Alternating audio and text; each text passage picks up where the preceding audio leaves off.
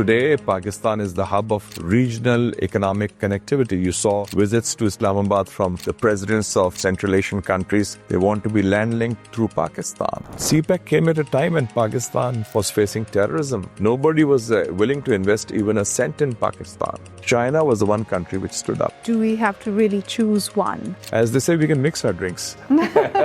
Be friends with China also and be friends with President Trump's America.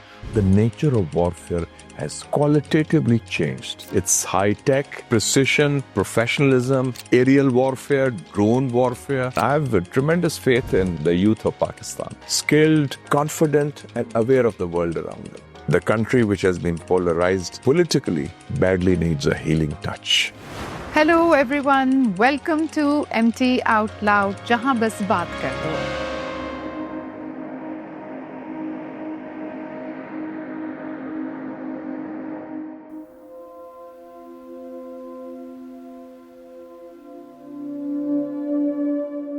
Our today's guest is a dynamic personality and who we all know, Mr. Mushahid Hussain. He has been a senator, a minister, an editor, a professor, and now is running a think tank called Paidar. Welcome, Mushahid Saab. Thank you so much. Mushahid Saab, from journalism to global diplomacy and national security, what was the turning point in your career which actually made you look at the world or Pakistan's place in the world differently? By the way, before I joined journalism, I was also dabbling a bit in academia, but it didn't last long. So academia, media, and then politics. I would say that my early initiation to the world was through my visits to landmark events. As a teenager, as a college student, I went to China, and then I went to the United States of America, the East and the West. In the polarized world. Yes, in the height of the Cold War. And I learned a lot on both visits. So I imbibed the best of the East and the best of the West. And then when I came back, I would say the inflection point was when I was teaching in Lahore at the Punjab University as a young lecturer. 1979, I think, is a turning point. I was in Pakistan, and 1979, we saw the revolution in Iran. We saw the Soviet invasion, occupation of Afghanistan. We saw Pakistan's nuclear program being talked about globally. And so suddenly, and China was then on the path of reform and opening up. So a whole new world was opening, and I realized that we are in the most important region of the world, a happening place, so to speak. And Pakistan is at the center of it all. And it reminded me of the famous saying of the Quaid-e-Azam, the father of the nation, when soon after the creation of Pakistan, in his first interview as Governor General, he gave it to an American journalist, a lady, by the way, Margaret White, for Life magazine, which is a famous magazine of that period, which was more pictorial, but also a lot of content. And this interview appeared in January 1948 as a cover story of the Quaid. She said, what is the role of Pakistan? What is Pakistan's future? And it was then that the Quaid-e-Azam said, wagging his finger like that, Pakistan is the pivot of the world placed on the frontier where the future geopolitics of the world revolves. How true it was. Right. Look at the foresight of the great leader. Absolutely. So 79, I think, was an inflection point and a moment of discovery for a lot of Pakistanis about their place in the world at a very strategic crossroads, so to speak. From polarization, we see multipolar worlds.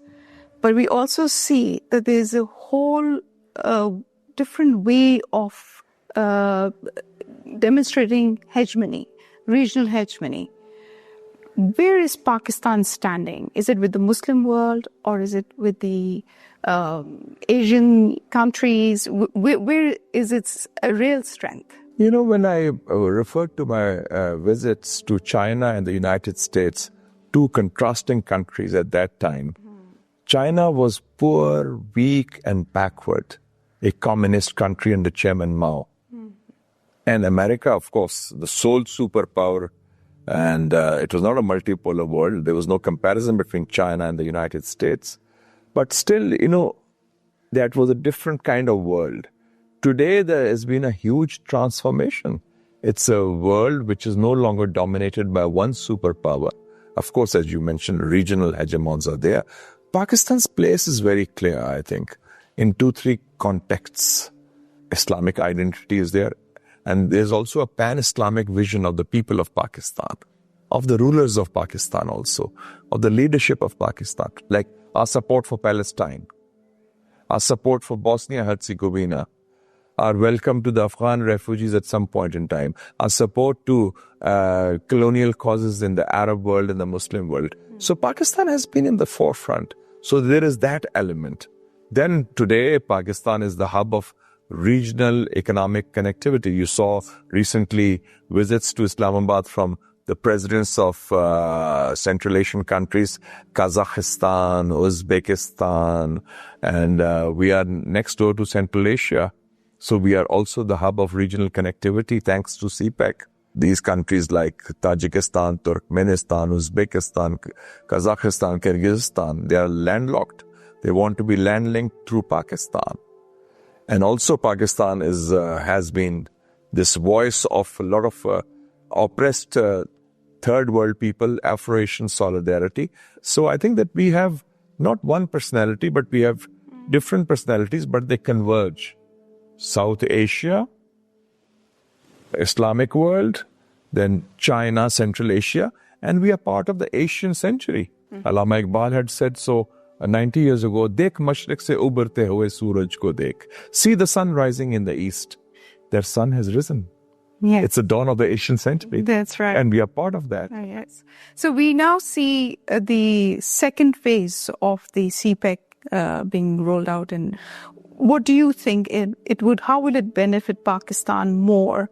I mean, already we see that there are benefits to Pakistan. However, there has been internal dialogue, which is not always what I would say not very popular at times. What would the second phase be like for Pakistan within its national boundaries and discourse and outside? I would say the best of CPEC is yet to come. And when CPEC was launched, it's interesting you asked this question because I was chairman of the parliamentary committee on CPEC at that time, and from 2015 to 2018. So I was there at its inception and played a role in driving it forward. And of course, at that first phase, the focus was on 2 areas. Energy, because we had a serious energy shortage. And the other one was on infrastructure. And $26 billion of Chinese investment took place in that phase. 255,000 jobs were created. 30,000 Pakistani students studying in China. 8,000 megawatts of electricity. About 600 kilometers of roads and highways. So an enabling environment was created, linking the 4 provinces of Pakistan and binding them closer together in this quest for prosperity and moving forward. And don't forget, CPEC came at a time when Pakistan was facing terrorism. Nobody was willing to invest even a cent in Pakistan. That's right. Neither the West nor our fraternal Muslim brothers, frankly. China was the one country which stood up. So in the second phase, agriculture, industry, mining, IT, education, and people to people. I've been involved in the people to people aspect because I went to China, as I mentioned, when I was studying second year in FC college. I think I was 17 years old then, and it's been a long journey since then. And yes, you're right, there have been problems. The problems have been at our end. And let me flag 2 of those problems. It's too much secrecy. Yes, that is one, because sometimes, this transparency is very important. We should have come out because there's nothing, we're not making the hydrogen bomb or atom. We already have that. So I think there is this obsession in Islamabad with secrecy. Not just a bureaucratic obsession, but also a political obsession. I remember when I was the editor of the Muslim newspaper, And I had some articles, I didn't have the clippings of that. I asked the Foreign Office because they had a good research department. My own articles, they said, we can't give them to you because they are classified. No, and this happened. So this is the mindset. So in this regard, I would say that one is the red tape, the bureaucratic red tape. Sometimes the left hand doesn't know what the right hand is doing. And we promised the Chinese one window operation. Yes. That has not happened. And secondly, we promised the Chinese foolproof security. Yes. That has not happened. Yes. So the onus is at our end, not at the Chinese end. The Chinese have been ready, willing, and able to give you full support at all times, standing firm like a rock. But I think we have faltered on occasion. And I hope that we can reverse some of these wrongs. So can we really balance between Washington and China, or do we have to really choose one? Oh, why not? Why not? It's not an either-or world. It's not black and white. The world is gray. There's a middle path. We have done it in the past. When we befriended the Chinese in the 60s, when Field Marshal Ayub was the president and Mr. Bhutto was the foreign minister, America and Soviet Union were very upset with us because that was a Cold War and China was the big enemy. And then we were the bridge between Washington and Beijing. And from this great city next door, Rawalpindi, I think it was July 7th, 1971, that Kissinger flew on PIA to China on that famous secret visit. And even now, I think under President Trump, he's not asking us to choose. He doesn't want a Cold War with China. And I think, in fact, he wants, in my view, a very good rapport and relationship with China. And I was recently reading their National Defense Strategy, which came out last month. He said we want a respectful relationship with China. So I think that, as they say, we can mix our drinks. Be friends with China also, which is a strategic partner, and be friends with President Trump's America, which is more of a tactical partner. They're helping us, so be it. Post-digital and tech world, I think the wars are being played with completely different rules. And we also came across this sort of a scenario in May 2025. What do you think? How would we be able to actually bring peace to the world?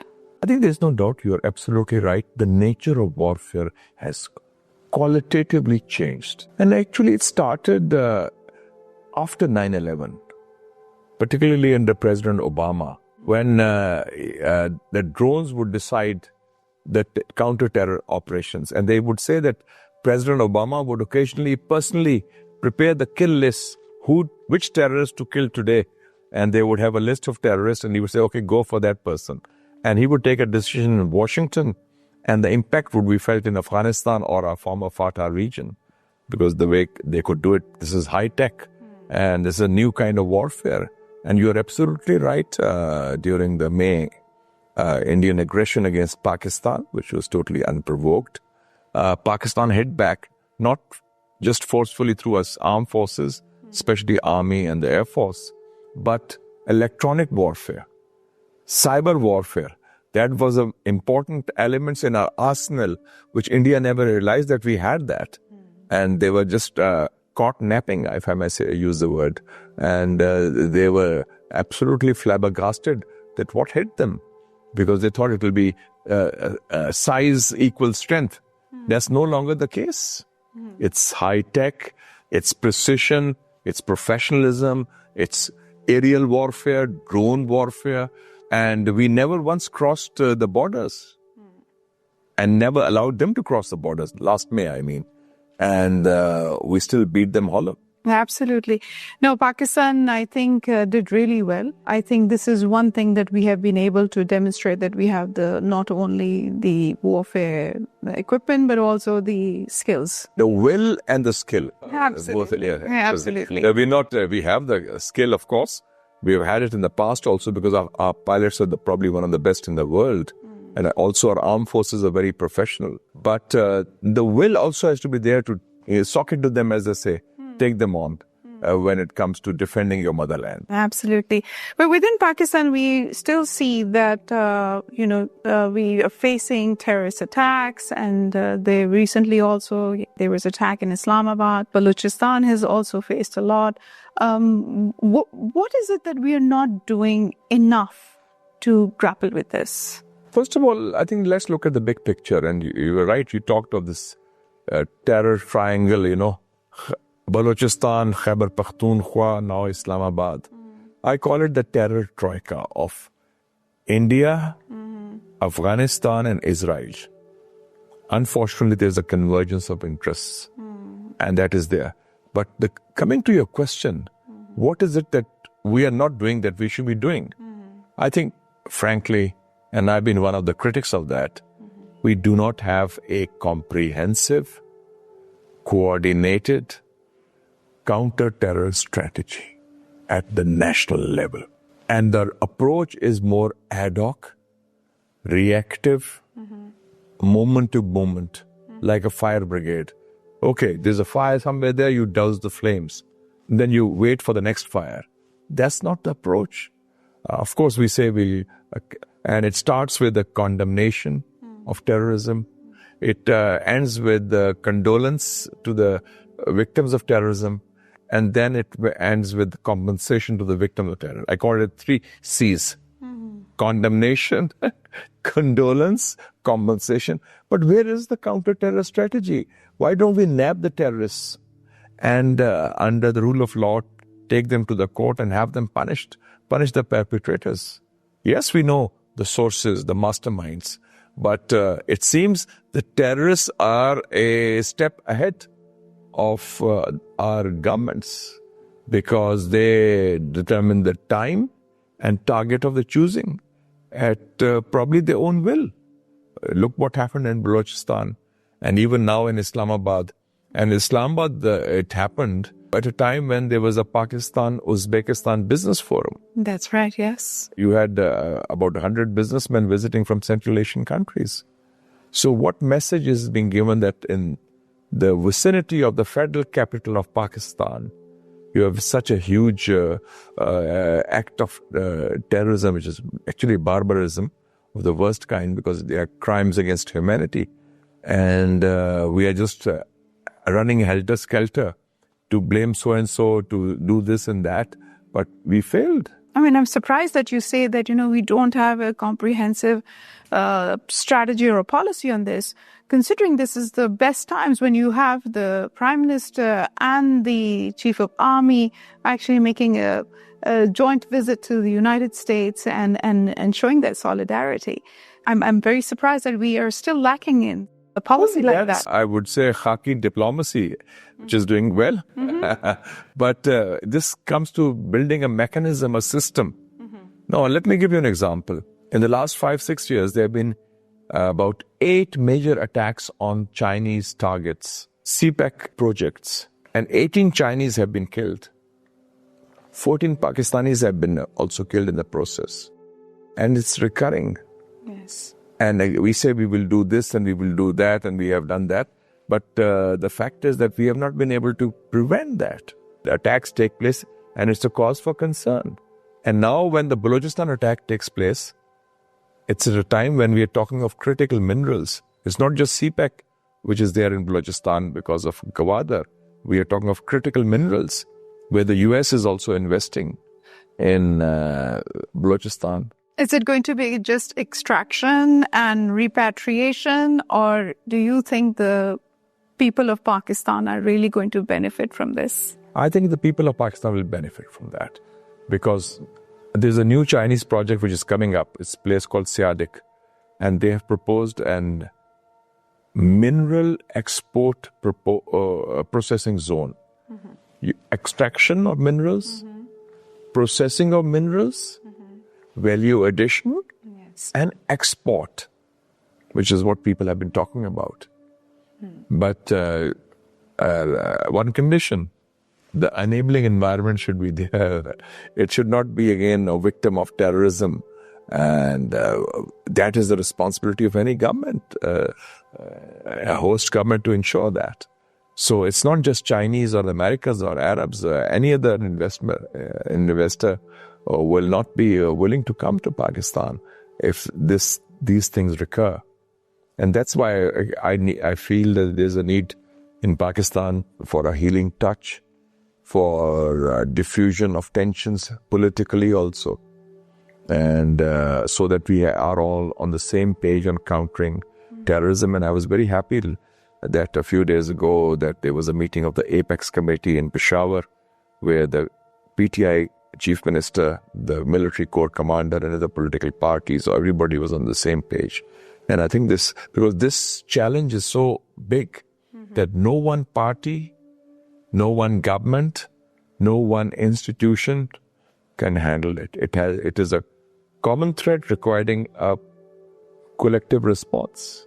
When we talk of FDI, foreign direct investment, we usually blame that, it's the security reasons why we're not holding, we don't have enough investment coming in.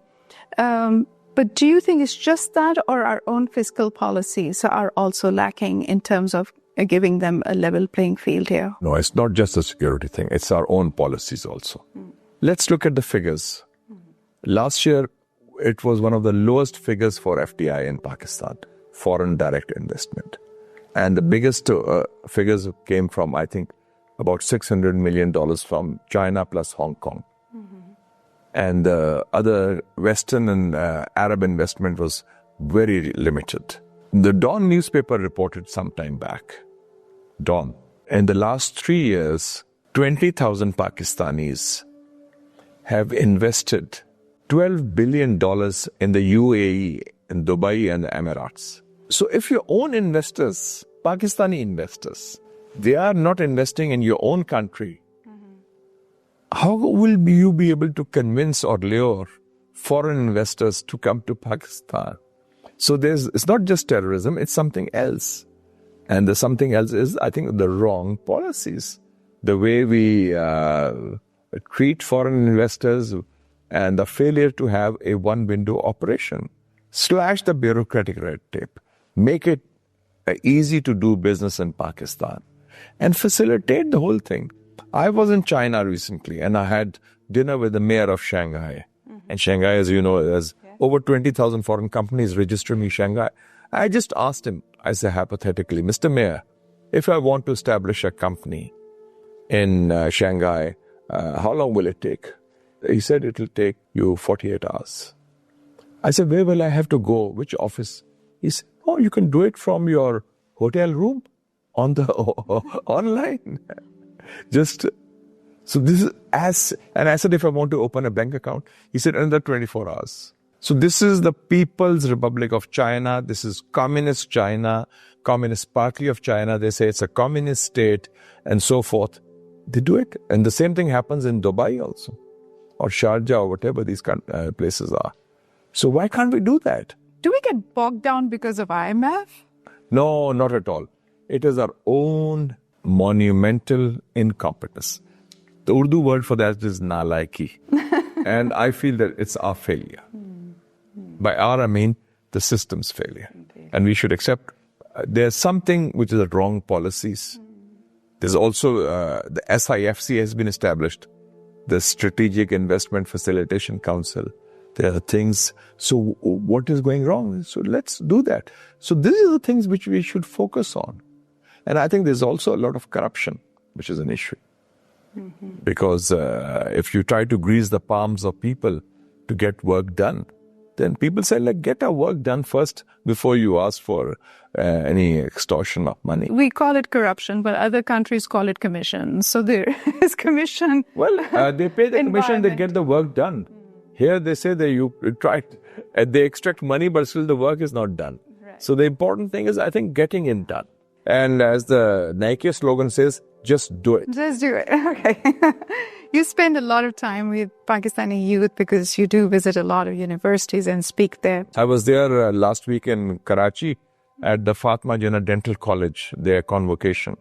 And I was a chief guest. So it was a pleasure to talk to these bright young people and full of life lot of zing and pizzazz in their personalities. Really? And I have a tremendous faith in the youth of Pakistan. Skilled, Right. self-starters, confident and aware of the world around them. Are we going to produce future leaders? Yes, and these people are smarter than most of us, and they are more well aware, and they also know how the new world is opening up, especially the world of high tech and technology. But the key thing is, one thing which is lacking, which they feel is this culture of meritocracy has not taken root. They feel if you are smart and you want to go up in the world and you want to, you excel in your work, what stops you? And that, I think, is this culture, what we call in Urdu, this Farsi culture. Yes, it started from the quota system now. Yes. That, I think, unfortunately, is there. And, the quota system is still, you have quotas even in the United States of America, they used to call it. And when I was a student, they're affirmative action, to make opportunities for less privileged people. Right. But this lack of meritocracy, I think, is the biggest stumbling block, that people are not able to rise on merit. And if that is the case, then you will be producing morons and you will be producing average people. And then the best and the brightest Pakistanis will leave the country and go elsewhere where their merit is recognized. You have a think tank called Paidar. How did you establish that, and what was your vision about it? Africa, along with China and our region, the Muslim world, has been one of my major passions. And one of my first loves when I was in America. I was studying in Georgetown University School of Foreign Service, and my professor was the leading American Africanist, Dr. Chester Crocker. And later on, he became the Assistant Secretary of State for African Affairs under President Reagan. So I was lucky, I studied a lot about Africa. And it's always fascinated me, and Pakistan has always had a role there. And I was very disappointed that our focus, it's not been on a radar, although we had a big role to play in the past.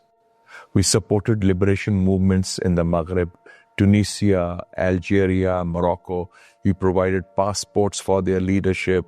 We supported Zimbabwe and South Africa with arms and money. We supported Somalia, Eritrea. We supported the African Commonwealth countries like Uganda, Tanzania, and Kenya with our expertise in doctors and engineers. A lot of my teaching friends, when I was studying, teaching in Punjab University, Lahore, they were going as teachers to Nigeria. So we have had a track record of involvement and support for Africa. And that was missing. So I felt that there's a vacuum, it's a missing link. So I established the Pakistan Africa Institute for Development and Research, PAIDAR, Paidar. And it's a labor of love.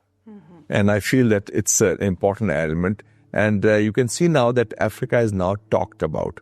We have put Africa on the radar. And I have a very excellent relationship with the African diplomatic community in Islamabad, which is growing. There are new embassies, new missions opening up. And Africa, I think, we are part of the global South, Asia, Africa, Latin America. You're talking of 54 or 55 countries in Africa. And those countries matter, and they have a special liking and affection for Pakistan. And I think that needs to be translated into a policy where it benefits Pakistan also and promotes our ties with Africa. There have been many think tanks. And what do you think? I mean, this trend, is it something that there's enough output, or is it just, I would say, just a lot of talk about things that never really materialize? Well, this is the first ever think tank on Africa. Okay. So there's been no think tank on Africa in Pakistan. So this is something we do. We are the pioneers in that. So the others, there are more tanks in Pakistan than think, but still, they call them think tanks. Right. They're dime a dozen, but the real effective ones, I have established one 18 years ago called the Pakistan-China Institute, which is the premier think tank on China and the region.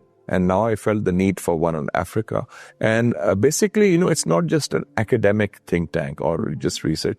It's a policy-oriented think tank to promote policy initiatives on Africa pertaining to not just business or diplomacy or education or trade, investment, but also at the people-to-people level. I've been advocating the need for a Nelson Mandela University here or a campus here where we can invite African students to study. In the Islamic University, there are about 500 African students, mostly from Somalia. And when I was a student in Lahore, we had students from African countries. We had students from Palestine, from Turkey, from Iran. And this kind of relationship, that camaraderie that develops amongst students is very important. I myself was a foreign student in America, and I still remember that relationship, and those linkages are enduring. Absolutely. And I think Africa came off the tourist list because we were always asked in the airplane whether you have visited Africa or not. Oh, and yellow fever. Yes, so it's all for the wrong reasons, unfortunately. Yes, exactly. There's a lot of bias also in that, and I think some kind of inbuilt, it reminded me of the old movies, Elsa the Lioness or Call Me Bhavana, the Africa was a mystique where there are lions, there are primates, and there are baboons, and so jungles and so forth. So that Western view, which is a racist view of Africa, unfortunately permeated our elite, forgetting that Africa is a land of opportunity, people who have struggled against colonialism, and people who are so creative and dynamic. And now they are a force to be reckoned with. Absolutely. I mean, some of the countries have done incredibly well when it comes to green economy. Yes, absolutely. Investment opportunities. Cashless economy, digital economy, and IT and so forth. Considering that the infrastructure is weaker than ours. And don't forget, Pakistan's army has been involved heavily in Africa in peacekeeping operations. That's right. Yeah. Sudan, in Liberia, in Ivory Coast, in Sierra Leone, in Congo. So, we have had a very long history of that involvement. And that's a very positive involvement. People in Africa remember very fondly the role of Pakistan Army. It's not just peacekeeping. You're helping in the medical corps also. You're helping in relief and rehabilitation also. You are relating to the common person at the grassroots level. Well, I wish you best of luck with that. Thank you so because much. Africa is a land of opportunities, they say. Yes. And I hope that Pakistan is able to avail these various opportunities. Coming to our last question with you is, what Pakistan must do in the next 5 years to remain strategically relevant in these changing times? In these times of transformation and turbulence, Pakistan, mashallah, has emerged as a major Muslim middle power in Asia. I think you're going to see 5 major Muslim middle powers: Pakistan, Iran, Turkey, Saudi Arabia, and Indonesia, who in their respective regions will play a key role. But for us, I think there's a need for a course correction at home in terms of governance, in terms of policies, in terms of reversing wrongs. That's number one. Then the issue of education has to be paramount. And above all, the country which has been polarized politically badly needs a healing touch. And that's extremely important. So I think that 250 million Pakistanis are looking to build a better tomorrow. They have faith in their country. They have shown their attachment and their commitment to the motherland during the war with India. How everybody rallied together, that their pride in their own country. So it's time for the government and the system to deliver, to give their support something in return, which they deserve. It's a matter of their rights. And I think this kind of, the way the system is going on, with a self-perpetuating, greedy and grabby elite and elite capture, that can't go on indefinitely. That has to change. So that's why the need for a course correction. Absolutely. We have a segment called Rapid Fire. So a small, short question and your short answer. Let us know your views on gender mainstreaming. Well, I've been editor of the Muslim, the youngest editor in the history of Pakistan in my 20s. And I had the largest number of women journalists working for me. That was in the period of General Ziaul Haq, when it wasn't fashionable to do so. And the Muslim, under my watch, even gave free ads to the Women's Action Forum, WAF, Right. on the front page. We were the ones to do that. And because that was my commitment to gender mainstreaming, which I learned from my parents. Because both my parents, my father and my mother, took part in the Pakistan movement. My father worked with the Qaid-e-Azam and Allama Iqbal, and my mother worked under the leadership of Madre Millet Fatma Jana in the Zanana Muslim League, raising funds for Pakistan movement. So for me, it's an article of faith. And I've shown it during my period as the editor of the Muslim back then. Social media. Social media is an instrument of empowerment. And good luck to people because their monopolies have been created. And I think people like Steve Jobs and Elon Musk have done a great job because now everybody has a voice. And this voice is not because some Seth or Babu or proprietor will control it. You want to have your say? Go on Twitter, go on Instagram, and I think it's good. Yes, it's misused, but you can have some controls when it comes to certain areas where it's damage to society. But overall, I think it's a powerful weapon, a weapon of information and awareness and empowerment. Is our youth undisciplined? I find that whenever I go on delegations, we have become, one aspect which bothers me is that when we were young, we had to get up on time in the morning and start the day, even if people have become late risers. And I think a lot of time is spent at night, and then they, every time I'm taking a delegation, they say, oh, make sure they're on time. When you go to China, other places, you have to be on the dot starting at 8 a.m. And our people suddenly feel, oh, we're getting up in the morning. And that's a bad sign because no nation has risen or progressed without being punctual. And I think this kind of laziness or lack of punctuality is, to my mind, a cause of concern.